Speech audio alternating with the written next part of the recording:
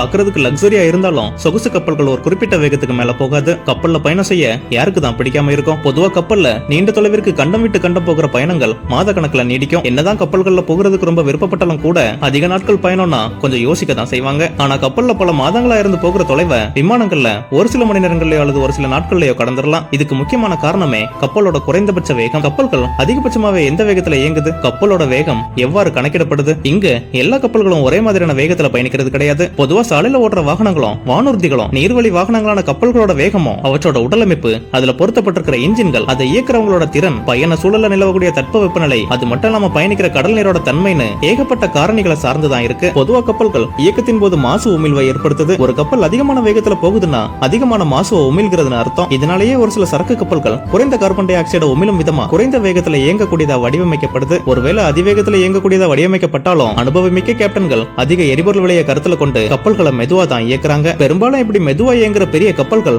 பொருட்களையும் எண்ணெய்களையும் ஏற்றி செல்லும் சரக்கு கப்பல்களா தான் இருக்கும். ஏன்னா சரக்கு கப்பல்களுக்கு பெரிய அளவுல அவசரமும் இருக்காது. பொதுவா கப்பல்களோட வேகம் நாட்டுன்னு சொல்லப்படுற அளவீட்டால தான் மதிப்பிடப்படுகிறது. பல வருஷங்களா கப்பலோட வேகத்தை இப்படிதான் கண்டுபிடிச்சிட்டு இருக்காங்க. முந்தைய காலங்கள்ல கப்பலோட வேகத்தை அறிய கப்பல்ல இருந்து ஒரு கயிற்றின் முனைய கடல்ல போட்டுருவாங்க. அந்த கயிற்றுல ஒவ்வொரு குறிப்பிட்ட இடைவெளியிலையும் ஒரு மார்க் இருக்கும். மார்க்கை பயன்படுத்துறதுக்கு முந்தைய காலங்கள்ல கயிற்றுல முடிச்சு போட்டு வச்சிருந்தாங்க. முடிச்சுக்கு இங்கிலீஷ்ல நாட் அப்படிங்கிறது பொருள். அந்த நாட்டுன்னு சொல்லப்படுற வார்த்தையை தான் இப்ப வரைக்கும் அளவிடுறதுக்கு பயன்படுத்திட்டு இருக்காங்க. பழைய காலத்துல அந்த நாட் போட்ட கயிற்றை கடல்ல போட்ட உடனேயே ஒருத்தர் 30 வினாடி மணல் கடிகாரத்தை வச்சு நேரத்தை கணக்கிட ஆரம்பிப்பாரு. இன்னொருத்தர் கப்பல்ல இருந்து கடலுக்குள்ள போன கயிற்றோட முடிச்சுகளோட எண்ணிக்கையை கணக்கிடுவாரு. குறிப்பிட்ட நேரத்துக்கு பிறகு கடந்து சென்ற முடிச்சுகளோட எண்ணிக்கையை ஒவ்வொரு முடிச்சுகளுக்கும் இடையேயான தூரத்தோட பெருக்கி நேரத்தோட வகுத்து கப்பலோட வேகத்தை கண்டுபிடிப்பாங்க. அப்படி கிடைச்ச எண் கூட இறுதியில நாட் அப்படிங்கிற வார்த்தையும் சேர்த்து கப்பல் இத்தனை நாட் வேகத்துல போயிட்டு இருக்குன்னு சொல்லுவாங்க. அப்படி ஒரு கப்பல் ஒரு நாட் வேகத்துல பயணிச்சிட்டு இருக்குன்னு சொன்னா அது மணிக்கு 1.852 கிலோமீட்டர் வேகத்துல போகுதுன்னு அர்த்தம். அதாவது 1 knot is equal to 1.852 kilometre per hour. இப்படிதான் கப்பலோட வேகத்தை